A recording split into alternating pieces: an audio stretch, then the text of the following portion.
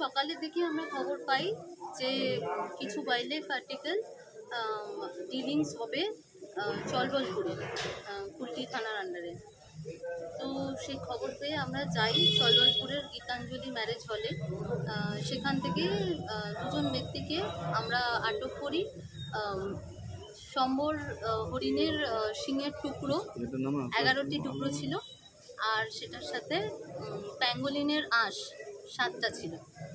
তো দুজন ব্যক্তিকে, তারা ঝাড়খণ্ডের বাসিন্দা, তাদের গ্রেপ্তার করা হয়। দুজন ব্যক্তির নাম সুকুমার বাউরি ও গণেশ যাদব, গণেশ প্রসাদ। এটা কোথা থেকে আনা হচ্ছিল? এটা ওদের বাড়ি ঝাড়খণ্ডে, তো সম্ভবত ওরা এখানে কাউকে বিক্রি করতে এনেছিল, সেরকমই আমাদের জেরার পরে ওরা জানায় ওরা বিক্রি করতে এনেছিল। ঝাড়খণ্ডের দিক থেকে এসেছিল এটা? ঝাড়খণ্ডের থেকে এসেছিল। বলছি এটা আনুমানিক দাম কি হতে পারে? দেখুন, ওয়াইল্ডলাইফ আর্টিকেল সবসময় অমূল্য।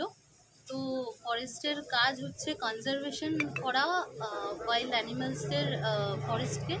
আমরা এটার মূল্য নির্ধারণ কখনোই করি না। কোথা থেকে নিয়ে আসছিল ম্যাডাম এটা? ওরা ঝাড়খণ্ডের বাসিন্দা, ওরা এখানে বিক্রি করার জন্য এনেছিল, এটুকু জানতে পেরেছি। কোথা থেকে কোথায় নিয়ে যাচ্ছিল সেটা জানতে পারিনি। সম্ভবত এখানে কোনো বায়ার পেয়েছিল, সেই জন্য এসেছিল। ম্যাডাম, পুরুলিয়াতে বাঘের পায়ের ছাপ দেখা যাচ্ছে। আমরা একদম পুরুলিয়া সংলগ্ন একটা জেলা, তো দামোদর পেরিয়ে যদি বাঘ এইদিকে চলে আসে, আমাদের এদিকে বন দপ্তর কতটা তৈরি? দেখুন, বন দপ্তরকে সবসময় তৈরি থাকতে হয়।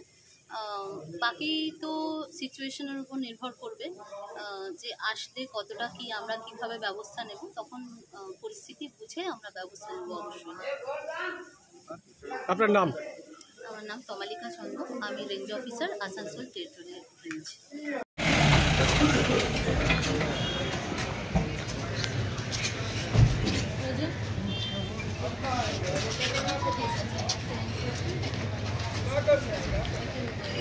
এক মিনিট পাশাপাশি রাখুন। ম্যাডাম ম্যাডাম দাঁড়িয়ে দাঁড়ান।